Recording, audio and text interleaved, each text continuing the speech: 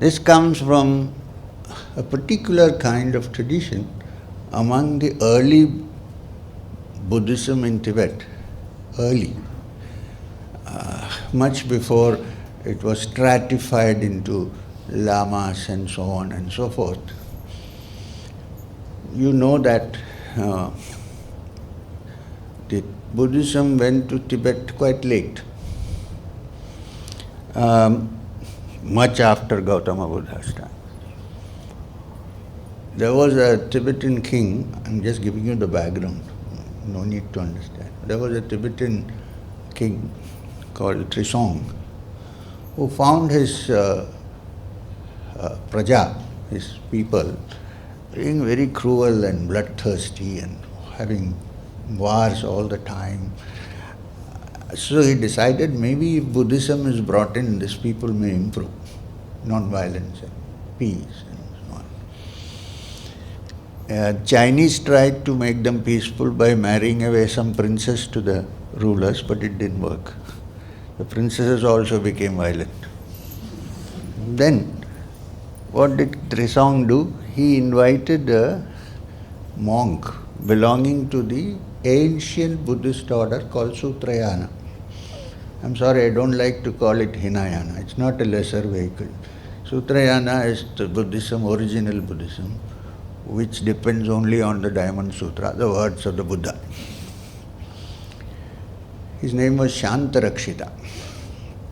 Shantarakshita went there and he was able to convey his teachings to a large extent, and many people turned to Buddhism and they became less violent and so on and so forth. But before he went there, already there was a sect in Tibet who are known as the Bonpas. N is silent, Bonpas. They are like the shamans. You've seen shamans. We don't have shamans here. North America, in Mexico, in such places there are shamans who have all kinds of dances, and also they practice some methods of destruction if necessary. They are also like rainmakers. So these Bompas did not like competition. So wherever Shantarakshita tried to put up a stupa, they destroyed it. Some people say they invoked thunder to destroy it. Some people say they did. Anyhow, so Shantarakshita couldn't succeed in this. No stupa could be put up. So, you must also understand that 100 years after Buddha, there were no likeliness of the Buddha made, because Buddha had specifically instructed, I don't want my likeliness to be made.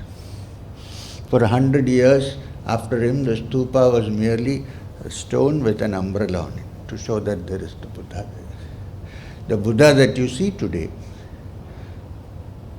was first made during the time of the Alexander's time, post-Alexander, when the Greeks invaded Afghanistan and those areas. So what you see is a kind of a Greco-Afghan image of Buddha that will come to us. 100 years after Buddha, there was no image. Anyway, that's for historians to look into.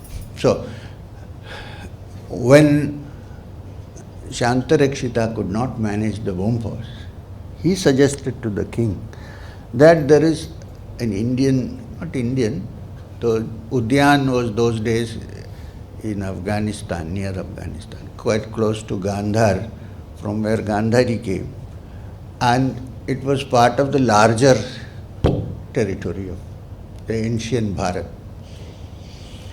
So in Udyan lived a Tantric Buddhist, meaning he was well versed in Tantra, but he was also a Buddhist by faith. So much of the Mahayana Buddhism, especially Tantrayana part of Mahayana, comes from the teachings of this man. His name was Padmasambhava. In fact, the Buddhists of Tibet consider him as their root guru. Padmasambhava is called Guru Rinpoche. So Padmasambhava came walking, and wherever he went, he built stupas. They couldn't do anything, they were born posh. This is how the Buddhism came into what present Mahayana. Of course, there was the great Nagarjuna from, proud to say, Andhra Pradesh, close, because I live there now, who wrote the beautiful text called the Prajna Paramita, a discussion on consciousness, on Prajna, which of course is a textbook followed by them.